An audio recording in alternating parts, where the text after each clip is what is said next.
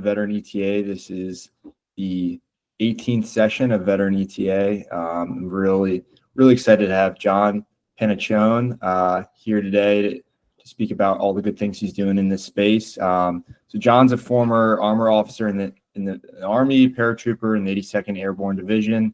After his military service, John transitioned into the tech industry, specializing in learning management systems before founding Logic Bay, which is a successful partner relationship management software company. And his entrepreneurial journey ultimately led him to a strategic exit from Logic Bay in 2020, returning capital to shareholders. Today, John is the CEO of Full Capital, which is a crowdfunding service provider dedicated to veteran-owned businesses.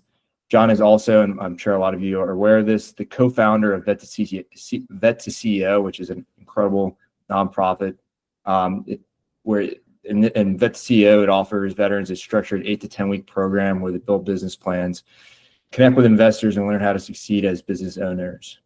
Expanding on this mission, John currently he spearheaded the Pass the Guidon program, which educates veterans on entrepreneurship through acquisition, helping both buyers and sellers in the veteran community transition to small business ownership. So I've had the pleasure of connecting with John on multiple occasions. Had a lot of folks reach out to me about how to learn about ETA and get kind of that hard skill set. And I always send them John's way. He's an incredibly giving and just great resource for veterans. He's doing it for all the right reasons. And I'm super excited to have him here today. Or tonight. So without further ado, John, take it away. Thanks, Charlie. First of all, I want to thank you, Charlie, for having me and the good work you're doing with this group in our Pass the Guidon program. In week one, we talk about your organization and what a good resource it is for the folks that come over to that program. So thanks for all you do for the veteran ETA community. Hey guys, great to be here. You know, I've listened to a lot of these sessions as a participant in a lot of the recordings, and I know a lot of you cats are probably listening to the recording right now, but I do the same thing. But I'm trying to think, what the hell can I talk about that anybody would have interest in this group that I haven't already heard before? So I kind of isolated 3 things that kind of pet peeves of mine that I also think are important for everyone to just chat about. And before I get into those, I just want to touch a little bit about some of the ways that I personally have learned some of the lessons of ETA. Early in my career, I worked for Paul Allen, co-founder of Microsoft. He started a company called Asymmetrics, was his second company after Microsoft. And I worked for them a long time ago. And I was hired actually because I was an Army guy. They wanted some military guy to come in and do a roll-up of 5 acquisitions in 6 months. So I was the operations guy that went into these 5 companies that were purchased around the country.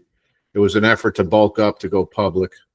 And these were services organizations. And my job was to kind of create one team out of these 5. And so I learned a lot about the process of taking over a company that had been around a while and then trying to keep them going and improving them and integrating them and all that stuff that we have to do as part of an acquisition strategy. So that's where I kind of got into this more as an operations guy. I was then hired away from that company to run sales and marketing, but I was hired by the board to actually not only run sales and marketing, but sell the company itself. The investors wanted out. So they brought in a management team, including me, to pump up sales, put lipstick on the pig, and then sell it. So within a year, we did that, and we sold this.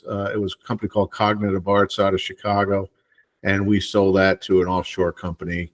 And so I learned what it was like on the sell side through that. Then I started my company in 2003. We raised about $1.5 million from a large angel group in Cleveland, Ohio. And about a year after we launched the company, after we raised that seed round, we used most of that cash to buy a company in Minneapolis called Logic Bay.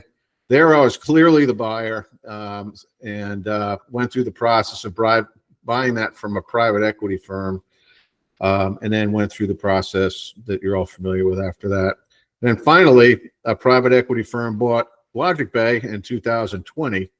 17 years after we started it. So I was on the sell side from that. So I just want to say that, not to pound my chest, but I got a few points to make a little bit later relative to this, but it's been more of someone who's had about 7 transactions either on the buy side or the sell side. So based on that experience, and today I'm helping about 8 guys right now buy companies on the buy side. Most of them are veterans.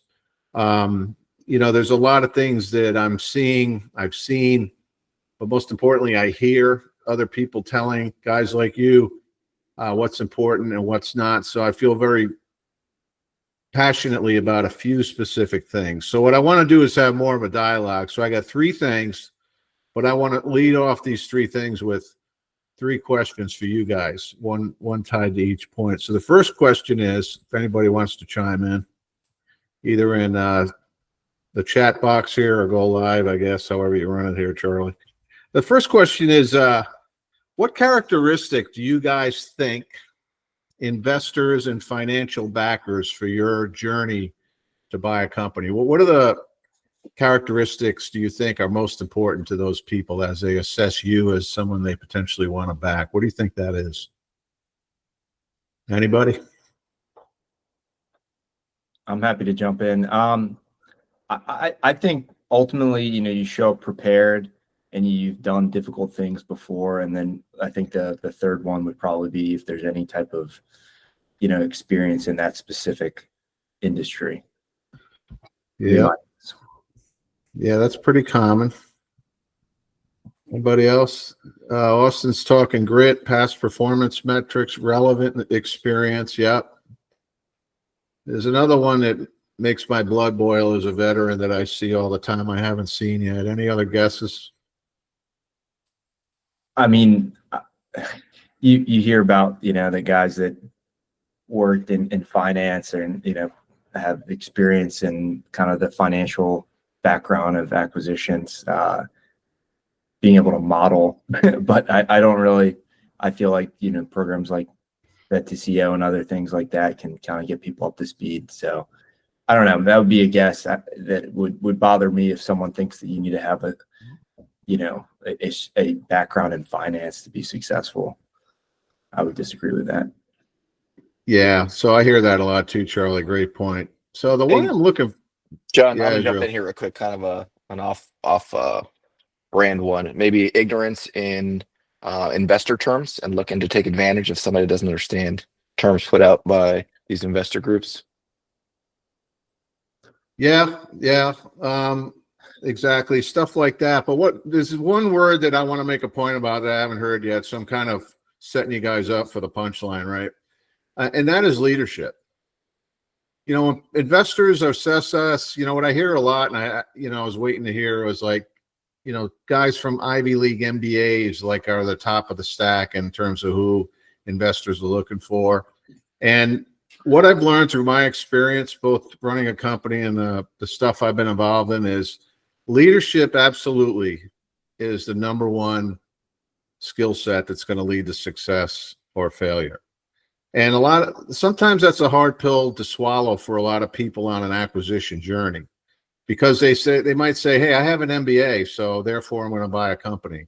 Or, I don't want to work for anybody anymore. I want to buy a company. And when I listen to podcasts and stuff where there's a kind of a famous one going on right now where the guy had a dramatic failure, what you really got to listen for is how much leadership experience did they have before they decided to buy a company.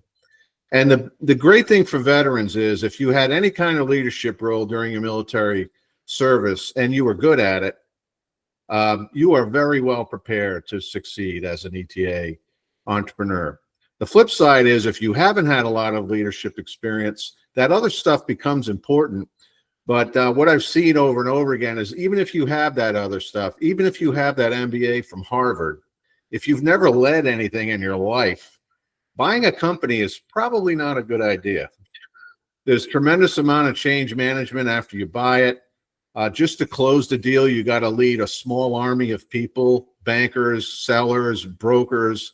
You got to meet with suppliers, employees, just to get a successful close. It takes extremely strong leadership. experience. And what I'd like to just pump you guys up with is if you're an NCO or an officer and you like leading, and you got a lot of reps in as a leader, trust me, in the military, more so than any other civilian, and that leadership strength should give you strength that just that alone is going to get you through to a successful transaction. I'm going to get to a couple other supporting components to that, but absolutely number one is you got to be a good leader. And then finally, to this point, a subset of leadership is decision making. And running a small business is nothing more than an endless stream of decisions that you got to make. I used to wake up every morning with my first company and show my wife my cell phone and say, I wonder what this is going to bring me today. And it's always problems or problems to solve. And that's just the nature of a small business leader. The military, like, is the only entity in the world that actually has a manual on how to make a decision. There are no college courses on decision making that I've ever seen. So the military gives us a strength in how to make a decision, and we're wired for that. And that's a subset of that strong leadership that I'm talking about. That alone, folks, should give you strength to succeed, not only in buying the company, but making sure you're successful after that. And I just wanted to share that aspect with you, and it kind of ties to my next two things. Any comments on that, Charlie, or anybody else? I mean, one question I'll have, I think there's varying levels of leadership in the military, or just experiences or challenges. I think, if you're an NCO or an officer, you definitely get that experience of getting into a division, leading division. As someone that navigated ships, I think there's a big difference between leading sailors out at sea and, leading men in combat. I don't know, because I didn't lead men in combat, but I'm curious what your take on kind of different roles in the military, or if you just think it's more, if you kind of, because I know you've seen hundreds and hundreds of different leaders come through. Is there any kind of common theme as to maybe characteristics of that individual or experiences they've had that kind of set them up for success? Good question. I would say it's like working out, right? Or being an athlete. You don't get good by going to the gym. You don't get strong by going to the gym one time. You go to the gym many, many times and you eventually get good, or you practice a new sport, or pick a sport, right? If I tried to go skateboarding right now, I'd fall on my ass, right? I'm not the guy that's going to go whipping down the handrail with a skateboard. So it takes practice. Leadership takes practice. So whether you're an E5 squad leader in the Army, or whatever the hell you guys do in the Navy as a junior NCO, those reps, just leading even a few other service members at a junior level, doesn't matter. But those reps pay dividends for a lifetime. And as weird as that sounds, and I'm not picking some austere topic because I believe strongly that this is so important, trust in the fact that if you had those jobs in the military and you were fairly good at it, you get more reps than a civilian, trust me, and you're better prepared. The other thing I'll say is that there's 3 paths to small business ownership: startup, franchising, and ETA. If you got a great idea, you're the next Elon Musk, go ahead in the startup route. I personally don't recommend it, even though I've done it 3 times. Franchising is awesome for good operations people that if you ask yourself, hey, I'm not really a good leader, or I really fucked up in the service as a leader. That kind of burnt me. I like touching a stove. I don't want that response. And there are a lot of people like that. ETA is probably not a good route for you, pal. Franchising is probably a really good route, though, because you're going to grab a manual, you're going to have a lot of support from the franchisor, and you're going to need to execute. So good operations veterans are really good at franchising. I would tell you that the ETA path, you should only be on it if you've done a self-assessment and you like leading and you are good at it, because you can have all the other stuff involved with ETA that you hear about, but without that one thing, your chance of success of even closing the deal, or more importantly, after the deal's done and being successful, is pretty small. Great. Any other comments on that, guys? Second question is, what's the number one thing that you should do before you start your journey? Anybody? I know some of you guys are on that path. What's the first thing you should do?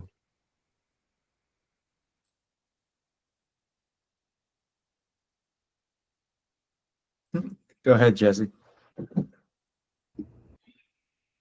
Part of me, I'm eating dinner. But I think from what I've seen and kind of like the journey that I've got on, the first thing is being able to create a targeting statement, understand what your kind of filters are, where do I want to look, like where do I want to search, what are the types of businesses I'm interested, or what are the types of businesses I'm absolutely not interested in, and what is the size of the opportunity that I want to go and pursue. Yep, that's good. That's a good thing to do. Anybody else? Attend VetToCEO. Oh, there it is. No, only kidding. Appreciate that. You know, the second thing is really simple, guys. It ties to the first thing. The very first thing I personally recommend you do is you have to establish a core team. And there's an offense and a defensive side to the team. And you start with the offense, and there needs to be a minimum number of people on the offense, at least one. Highly recommend two. Small business owners who've run a small business. I mean, a real one. One with employees and customers and all kinds of stuff. Not one-man bands like 1099 coaches or consultants. Nothing wrong with those folks, but the complexity of those one-man shops are not like what you're about to buy, right? So I highly recommend you don't start anything until you get at least one of those dudes, better yet two, and better yet if they're veterans who've owned small businesses and or in doing so bought or sold them. That's your two guards, okay, on your team, on your offense. The other person is a CPA. So you want to have a CPA because you're about to get into a bunch of numbers and you need to have one on your team. Another nice to have is a finance guy because you have to figure out how to pay for the thing, right? Like an investment banker or a financial consultant. So that's your offense. And the reason is, I go to a lot of these things like Charlie's good program here, but I've been to a lot of other ones, and it seems to be a common theme. It's almost as if they assume that you're going to do everything. You know, you're going to do everything. Here's the 32 things you need to do, dude, if you're going to buy a business. Make sure you do this. Make sure you do that. And folks, very seldom do I ever hear assemble a team. Now, I hear it here and there later on, but if you assemble a good team, and you don't have to pay them either, by the way. If you do, they're probably not the wrong members for a team. Trust me. You can find them, and I can help you find them. So they should be people you trust that don't have a horse in the race, that are going to help you be successful, because you can now delegate a lot of the stuff, all the 32 things you got to do, and rely on some of those folks to help you out with that stuff, because they have experience doing that stuff, and most times you don't. So without that team, it's almost like you have to do everything. You're kind of told in a lot of programs, you have to do all these things, 90% of which you've never done before. So, why wouldn't we build a team for us where we can rely on others? And it gets back to the leadership thing, right? When we were in the military, we didn't know everything all our guys knew how to do as well as they knew how to do them, probably in many cases. And buying a business is no different, right? We want to lead a team that we can rely on, that's smart in their areas. And without that team, it's really hard to get through a process, and it's really hard to do it well. Any comments on that? Anything to add, Charlie? No, I think that's a really, really excellent point. I'm curious, because I know that you created VetToCEO, which kind of gets people up to that literacy level of understanding, business terms, and just maybe not, like, I remember as an officer, like you wouldn't, I had my second tour, I was in charge of folks tracking submarines, and the guys that were manning those, I knew enough to ask decent questions, but I wasn't like, as much of an expert in that particular piece of gear. I'm curious, how do you recommend folks take inventory of, do I have enough knowledge to ask those good questions of my team prior to kind of embarking on the journey, whether they're at that level or they need to kind of do something like VetToCEO or do some MBA boot camps or whatever to kind of get them to that point. That's a great question. And there's a lot of military analogies. So it's like, and the one you gave is a good one. A lot of times you don't know what you don't know, right? Especially if you've never bought a company before. But if on your team you got at least one dude that's bought one or sold one, they know, they've been through it before. They know what you don't know.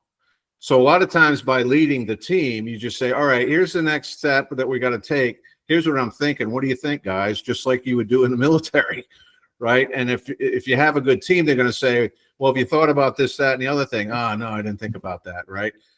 So I really don't see how anyone can make it through the whole process without a good team. And you shouldn't have to pay them gobs of money, right? They should be free. That should be your goal.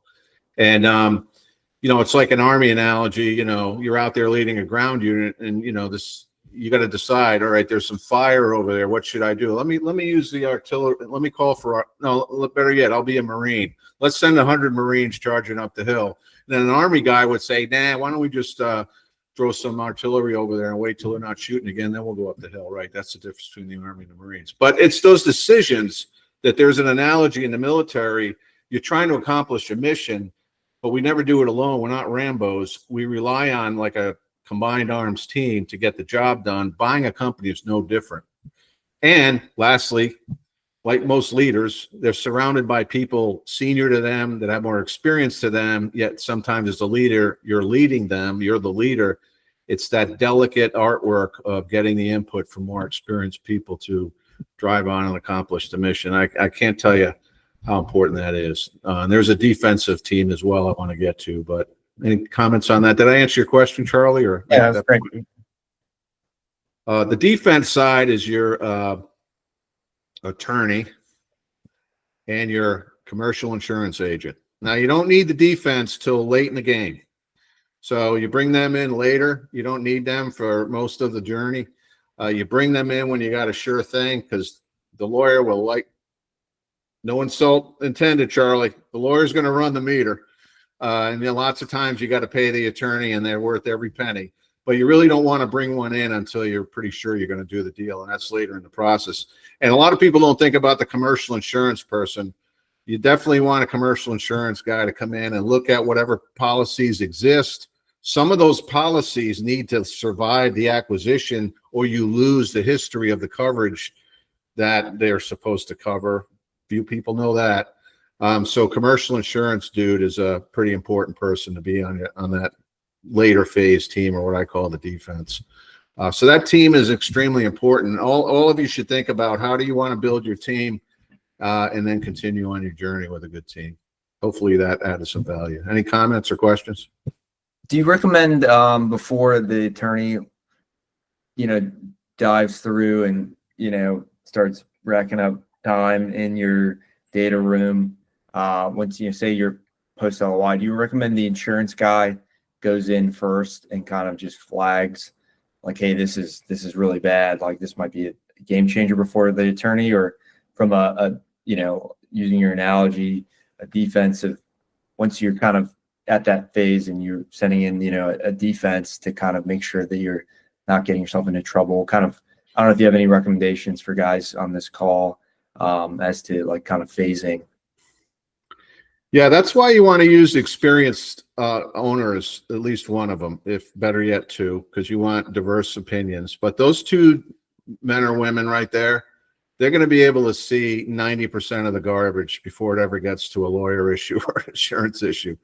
So together with a CPA type person, trust me, 90% of any of the craziness that you might have to deal with, or that you may not even know is there because you don't have the experience to recognize it, is going to be uncovered by those 2 or 3 people. Great. Experienced small business owners or the CPA. So just something on that. So that's kind of tied to the first point.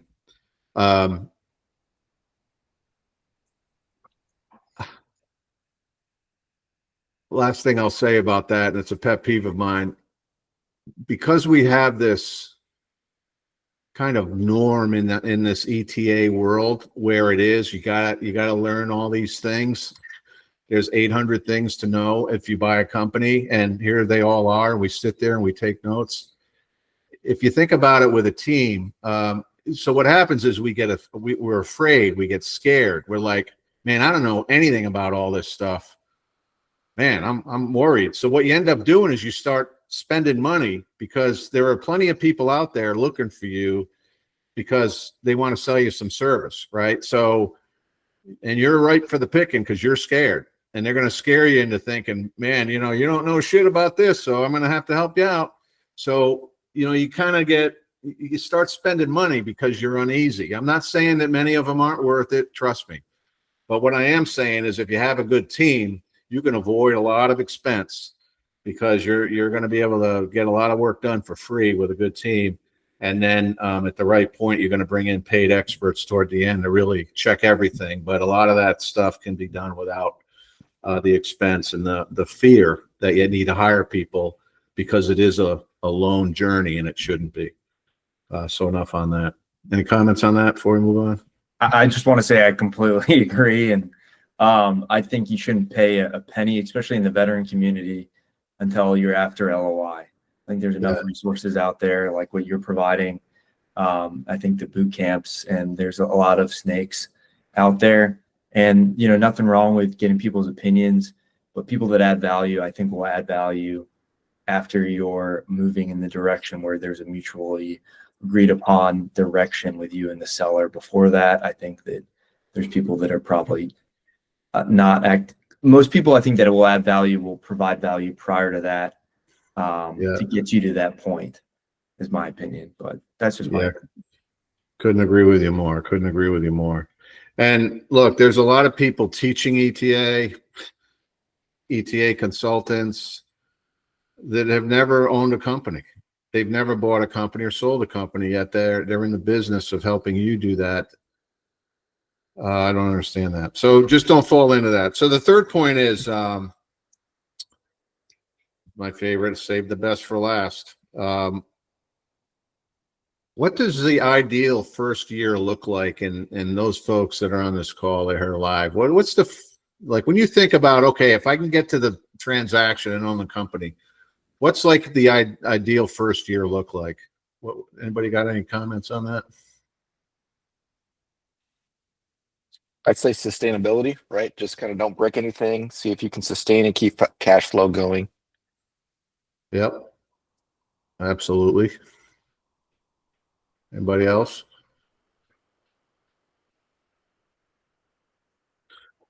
Two-month curve, then focusing on strategy and growth mechanisms without pulling. I'm used to this. Yeah, sorry. It's the Google. Austin said, ideal is only a 2-month J curve, then focusing on strategy and growth mechanisms without pulling too much hair out. So I think it's similar to Israel's point, just survival and kind of getting into a groove. Yeah. So, of course, this is you're not picking up on my approach now. It's a trick question, right? So I've been in, so a total of 7 I've done personally, right? I could tell you every single time. So again, we have a norm in the industry when we're going through the process. We do these spreadsheets about, we do carve outs and add backs, and then we do a projection, and we have our assumptions and all this stuff we do for the bank. If there's a bank involved, we should do for ourselves too. But it almost always assumes that the business is going to keep sailing along just like it is before you bought it in your pretty spreadsheet. I'm going to tell you, in the real life, that don't happen. So all 7 times I've been involved, there's a huge dip in performance right after the acquisition. Huge. I'm talking 20 to 40% hit, because shit happens. The businesses start with people. There's customers, suppliers, employees. And when you buy a business, it's not a spreadsheet. It's a bunch of people. And this is where the leadership comes in, guys. It's change management. It's leadership. It's communicating. It's transition management. All of that is very hard in the initial months post-acquisition. Employees might take off and start a competitive company because they're pissed because they didn't get a raise or they didn't get their bonus from the old seller. There's lots of examples I can give you. A key customer might leave, right? You are going to have some degree of change, and we should plan on it, right? We're military people. We would need a worst case scenario things. Now, there's nothing wrong with what I'm saying, because the main point I want to tell you is have a plan, your own plan to pivot that business as soon as you buy it. And a really good example is, as veterans, we oftentimes can take a commercial company and pretty quickly start selling to the government. When I say pretty quickly, I mean like within a year. So you can get certified by the SBA as veteran owned. You can develop a mentor protege relationship with someone who's already selling to the government, or you can try to get on all the systems within a year to sell to the government. But that would be an example of a plan that I would have to take whatever company I bought and pivot it in a direction that the prior owner couldn't pivot it in or wouldn't pivot in. And I would have my own plan to reinvent that company after I bought it, or I would not buy it. And I can't tell you how important that piece of advice is. So whatever company you guys are looking at, have that in mind. Say, I'm going to build in a 20 to 40% dip in performance in the first year. What's that going to do to cash flow? And what's my plan to buffer that with my own proactive plan to offset that thing? And again, I wouldn't buy a company without having that plan in mind. And you don't really hear that too often, because we have this model where it's just going to keep humming along like it has been. And that is very rare. Any thoughts or feedback on that?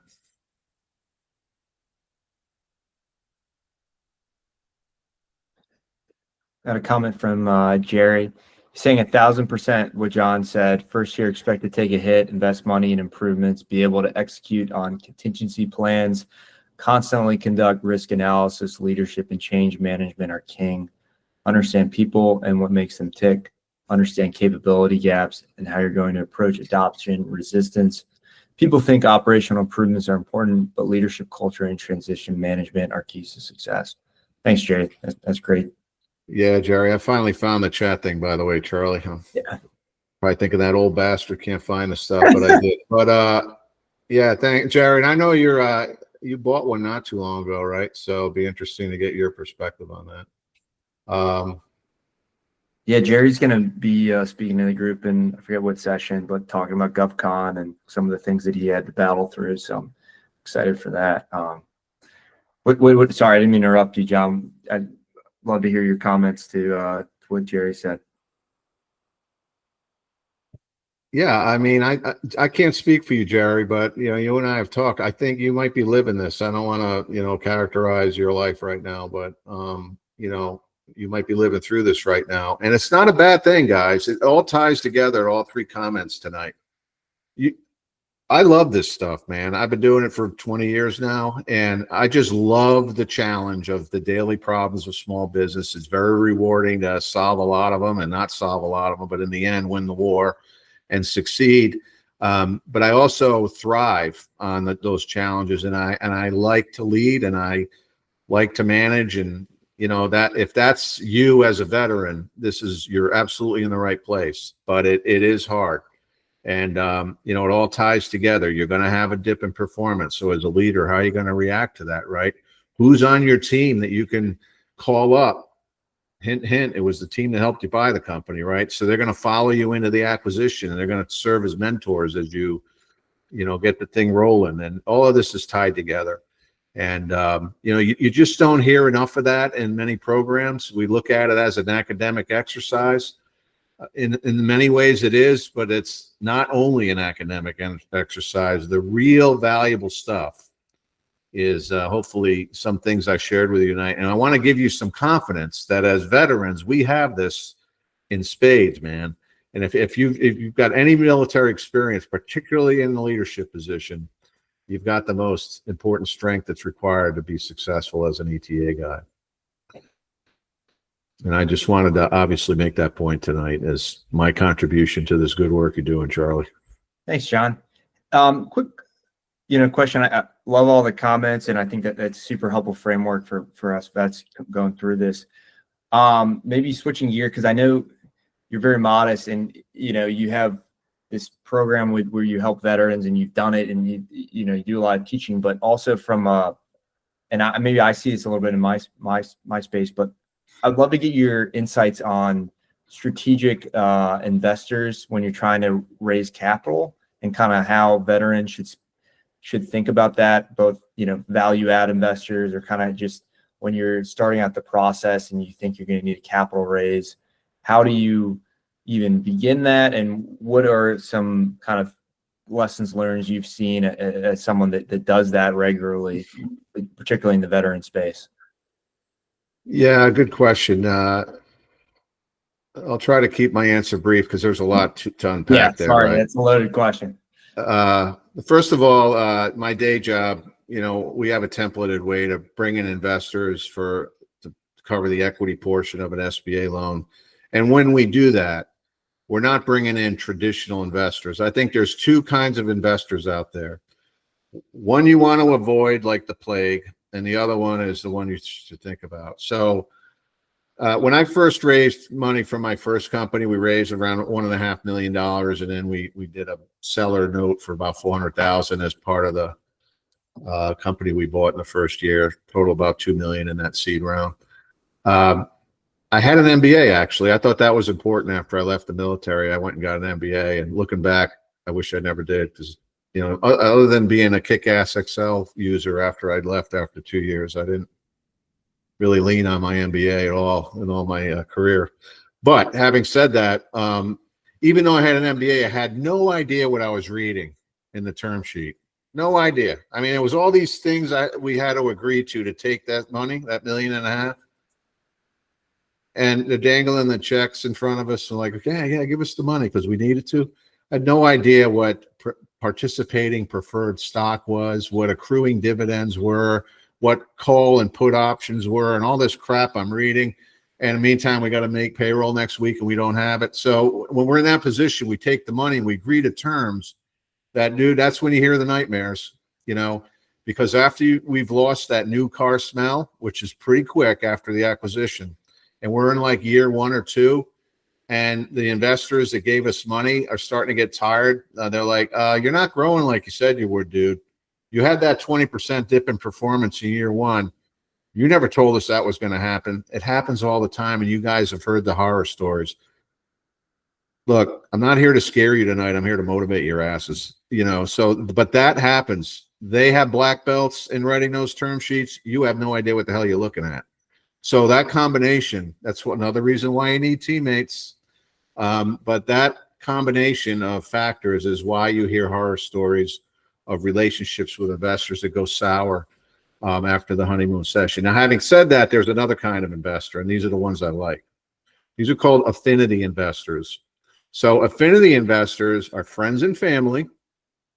And think about your LinkedIn profile, your first level LinkedIn profile, for example. This is what I call your friends and family. And you literally have your friends and family. Some of us have more friends than others, but we won't go there. But and then you have affinity investors, and we're all in one affinity group, all of us here tonight, and that is the veteran group, right? So I'm involved in deals where, we raised money for an iFly here in Wilmington, North Carolina, and it was a bunch of Marines and one Air Force guy. And, the largest check came from a Navy SEAL in Florida that liked skydiving. And the lead guy we were raising money for was a MARSOC major about to get promoted to lieutenant colonel that he had served with. And, a long time ago, and saw he was raising money, and he cut a check for $50K in Florida and sent it to him as part of his campaign. That's an affinity relationship. It's a loose connection through the trust of being a veteran and a fellow veteran that causes people to come to the table and give us money. And now what are we going to do when we take that $50K check? Because of that affinity connection, we're going to bust our ass not pay that back, aren't we? And that strength of that connection is much different than a fiscal strength or a financial tie between a financial investor and us. And I would encourage you to think about raising capital from that affinity group versus traditional search support investors, whatever the hell they call themselves these days. It's two very different sets of terms for that money. Thanks, John. That's terrific. Yeah. I see it from like a legal lens. So it's great to kind of see get the insight on the kind of everything that gets leading up to that point and what those terms can look like and the personalities and the relationships behind. And that's really great guidance. I think we're almost at time, so maybe we'll just open it up to the group. If anyone has any questions for John, I think we have one in the chat. Yeah, I see Matthews. He's talking about pref rates and affinity investing. No.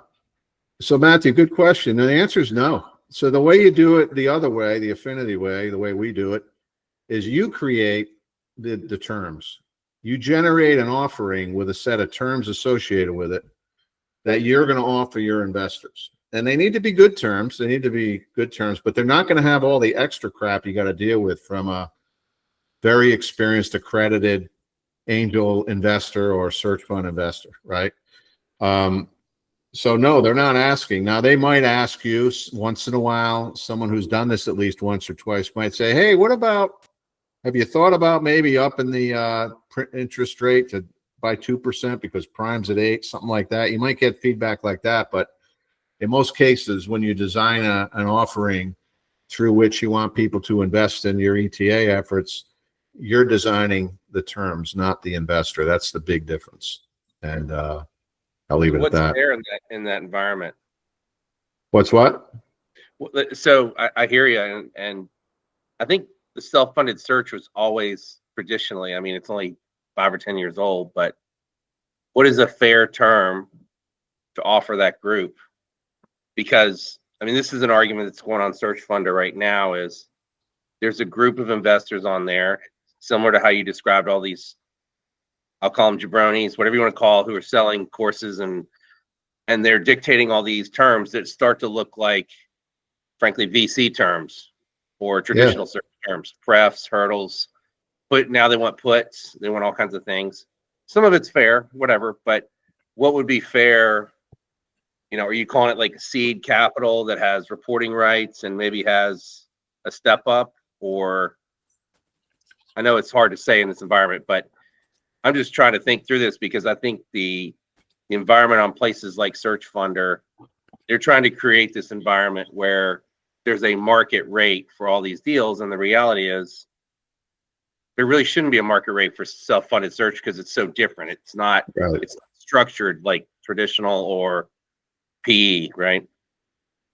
Yeah, so let me answer your question. We put a lot of thought in this. We have a templatized approach to do that in my day job. So here it is. Assume an SBA loan, right?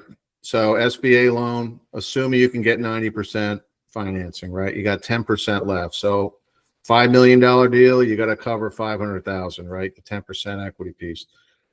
Now, a portion of that can be covered by seller financing. But let's just throw that off the table for now. There's some problems with that because of the way that works under SBA rules. It's sellers, once they figure it out, they don't do it. But let's just say you're left with the 500,000. Now, what you do is you offer a set of terms that kind of looks like this. Investors come in to fund that 500,000. It's equity. They're going to own 10% of your company, right? It's less than 20%, so there's no personal guarantees involved for those investors. Then you offer them. What you could do is you could build an operating agreement, which is what we've done. We've built this templated operating agreement where at some period of time, say 5 years from the date of closing, 5 years later, you agree to do a valuation on the business in 5 years. And then they have a choice in 5 years. They can either ask that they get their investment back, kind of like a put option. And then during those 5 years, you would offer them an accruing dividend, which means you don't have to pay it if you don't have the money, but it is going to accrue.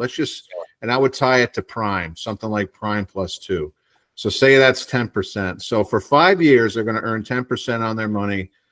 And the beauty of this is you're giving them a liquidity event without you having to sell the company, which is traditionally the only option for an equity investor, right? They're going to force you to sell the company. Yeah. So they know that if you've lost that new car smell and they need their money back for whatever reason, they got a 5-year window where they get their money back. Or they can convert it to long-term equity and stay in the deal at that 5-year valuation. And you can choose to give them a step up at that point if you want to, right? So it's almost like a convertible preferred that they convert at that date or not. Yeah, that's right. Or get bought out. But in the eyes of the bank and the SBA, it's not a loan, it's equity, which it is. But it gives them an out. And here's the real funny part. At that 5-year mark, that same bank you got the 90% loan from would love to give you an equity buyback loan. They love those, especially if you have an existing loan with them. So what have you just done? You've just financed 100% of the business with 2 bank loans 5 years apart. You basically just do a recap at that point because you're theoretically X% bigger, more profitable. Yep. Oh, nice. What do you call that? Do you call that, because there are, again, we've seen this in VC and others, the safe docs, the seed docs. Now there's a group in self-funded doing it, Main Street, I think. They're calling it something like that. I mean, are you just calling it common? Or are you calling it convertible? Or it's 2 classes, at least 2. Well, the way we do it, we create 3 classes of LLC units, A, B, and C. So the searcher would own all the whole. You would own the A units, which are voting. Investors own the B units, which are non-voting. And the B units are the only ones that get the accruing dividend, not the A. And then there's a lot more details we don't have time to go into, but they also get preference on any distributions up until they get their accrued dividend amount each year. But we're getting in the weeds now. And then there's Class C, which they would convert into in the 5-year mark if they choose to stay in. And the Class C can be anything you want it to be. It could be voting or non-voting, and then they get distributions like any other equity owner when they convert to C. That's kind of how we've done it. creative. I like that. But look, let me just summarize it by saying that's an example of designing your own terms. And a lot of investors would be interested in that kind of deal. They're going to make prime +2 for 5 years, probably better than what they're for. By the way, you can use retirement funds as an investor to fund that. They're going to do better than they're going to do in the public markets on a good year. And they're helping you out. They like you. They're a fellow veteran. That's not too hard to raise the money under those conditions. Yeah. So we just need to come see you, it sounds like. Well, we're not the only ones that can do it, but I'm only using that as an example that, there are different ways to think about it. And you don't have to accept the whole industry that's popped up, the search investors, which I've looked at those term sheets. I've seen a couple lately. I just shake my head.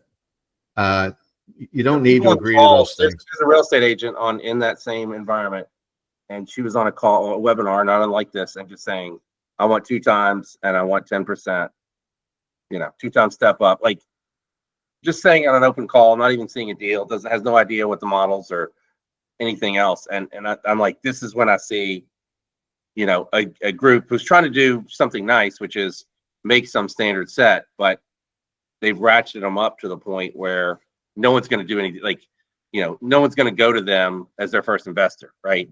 Unless they're desperate. And it's not going to be a good partnership. It's going to be exactly what you said, which is frankly how private equity works anyway. The big private equity guys, when they want the money, they want the money.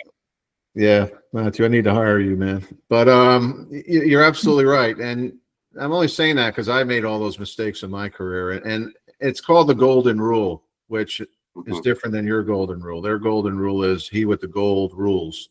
So when it comes to angel and private equity and venture capital, those are the rules that they invest their money under. Now, I'm saying that because they're not bad people. Right. The American economy is humming because of those people. But that market's different, and that's their model, and that's what they pay their investors. That's right. But most normal people don't require that. So what you want to do is go to normal people, and there's a way to do that. Great nugget, Charlie.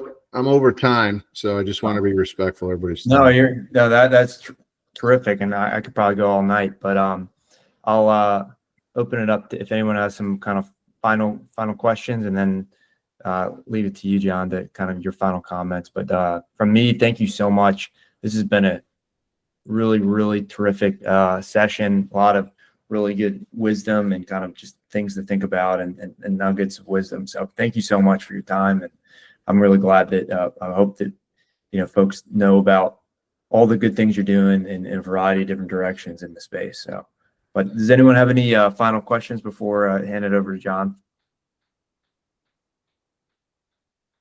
All right, John. Yeah, floor is yours. Well, Charlie, thanks for everybody that made it here live, and anybody might be listening to recording. I do have a reputation of being the guy with the nails on the chalkboard sometimes, but I just like to tell it like it is, and with the objective of making sure that my fellow veterans and buddies trying to do this stuff don't make the same mistakes I did. And hopefully that came over. I don't mean to be negative in any way or dissuasive in any way. Just it's actually the opposite. I talk about this stuff because I think people need to know about it in order to be successful, and I want you all to be successful. Terrific. Thanks so much, John. I'm sure we'll be in touch soon. All right. Thanks, guys. Good luck.